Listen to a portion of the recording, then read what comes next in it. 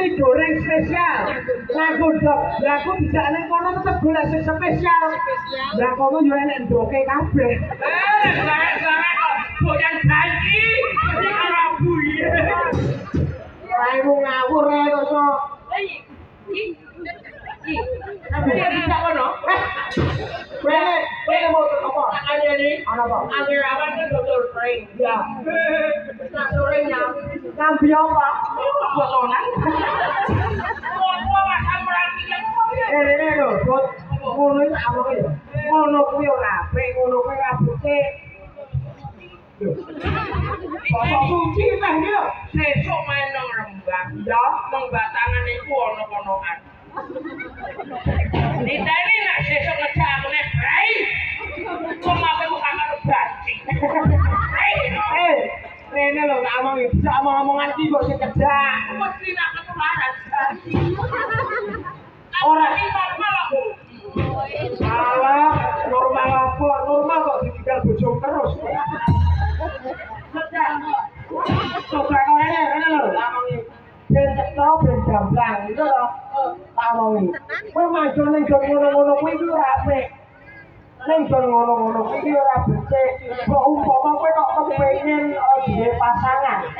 Kok koyo piyayi-piyayi jebul kene iki wong wedok kene iki ayu-ayu. Lho. Lho kamu? Lho carane kok. Carane iki ngene. Pokoke bojo ya to, nek golek bojo. Kowe ora usah duwe bojo to. Sing penting golek bojo. Contone kaya mbake sing lugu iki. Oh, dia mau bojone.